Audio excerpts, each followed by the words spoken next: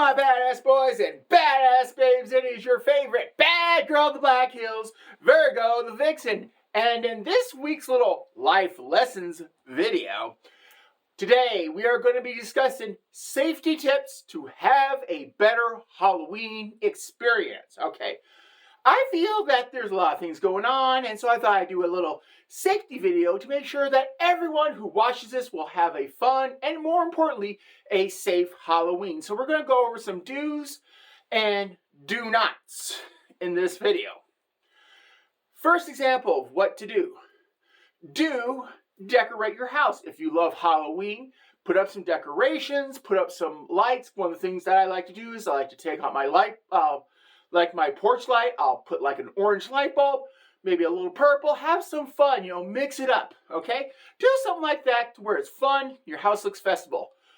Do not acquire your decorations from the neighborhood. And what do I mean by acquire decorations from the neighborhood? I'll give you an example. Last year, a neighbor, he lives about maybe 5-6 houses down, had a 12-foot skeleton in the yard. And somehow the wind blew the skeleton into my yard, where he accused me of acquiring it. And as I explained to the cops, the wind blew it. And that's the story I'm sticking to in this case, because I don't need the police on my door again. But anyways, do not acquire stuff from the neighborhood to decorate your area. I think we can all agree on that.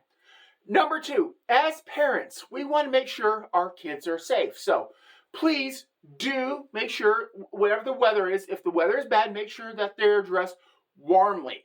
Okay. Do not do what my parents did. How did they keep me warm? Because they wanted to make sure that the outfit that I wore, everyone's seen. So they decided to give me a bunch of hot drinks before I left the house and told me to walk around a lot to get more candy. Was their way of keeping me warm.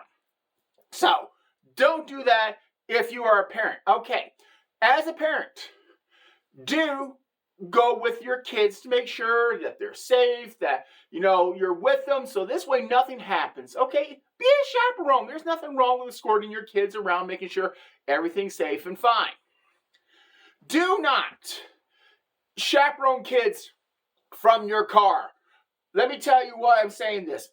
I lived in a different era, okay? I grew up in the 80s and things were different.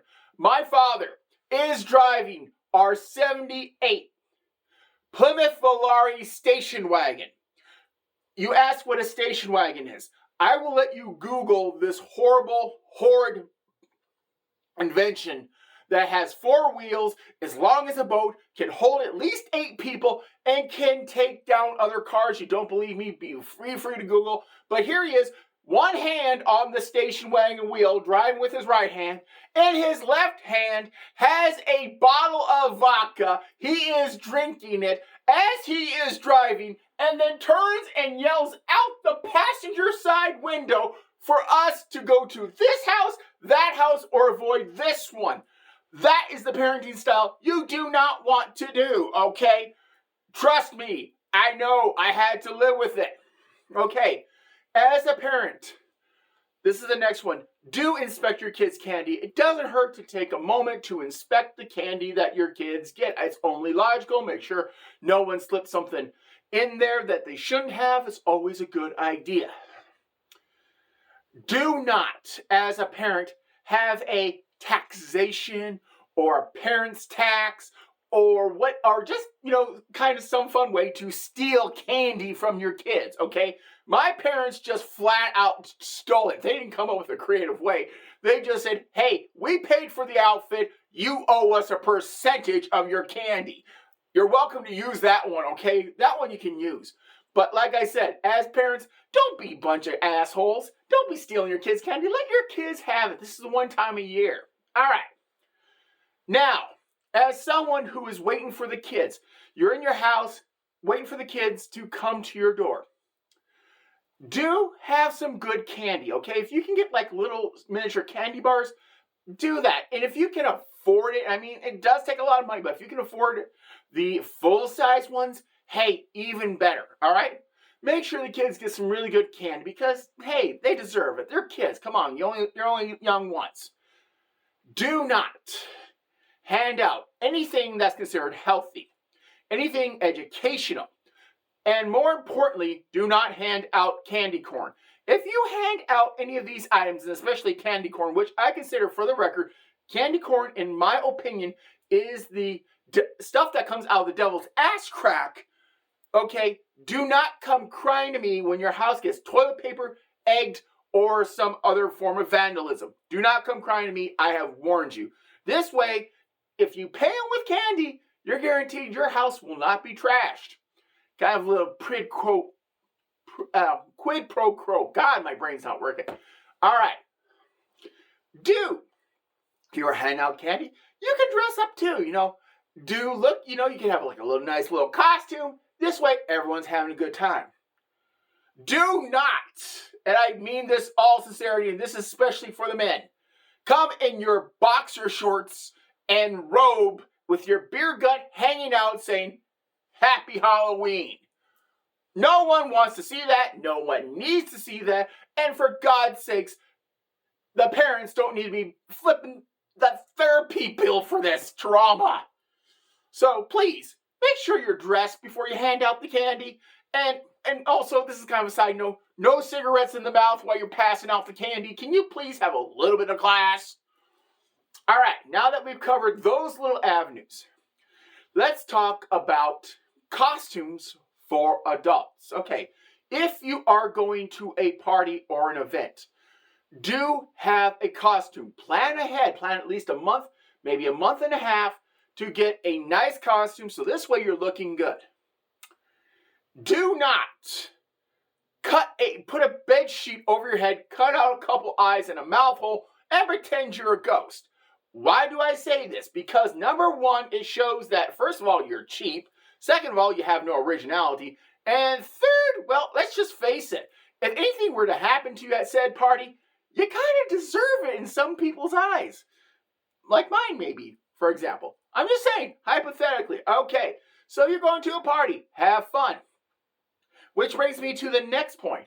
When you go to a party, do find out if it is alcoholic or not alcoholic.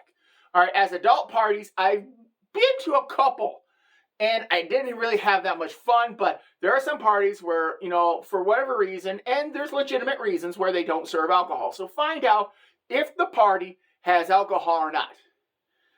Do not bring alcohol if they don't specifically say so. Now, why do I say this little safety tip? Well, I thought it was an alcohol party. I had maybe some of the good stuff from a country, let's just say, east of Germany. And I thought it'd be a great hit for the party. When I came to find out it was a non-alcoholic party, well, let's just say the punch bowl looked like a great place to put the alcohol, and everyone had a way better time. Yeah, I'll have to do a video just on that incident alone. Oh my God. It was so worth it. I lost a good friend out of the deal, I won't lie. I'm no longer friends with this individual, but the epic party was well worth it. Just saying. All right, so, and maybe a couple other, I think I got one more do and do not. Okay. For the people out there who do not celebrate Halloween or do not like Halloween, okay?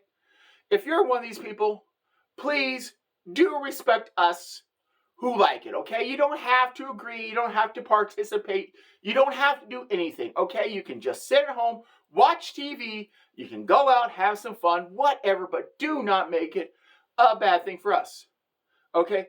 Do not. And I'm going to stress this to the people, whether you like Halloween for religious reasons, culture reasons, or if you're just basically boring to where the point where you make vanilla look like an exotic flavor boring.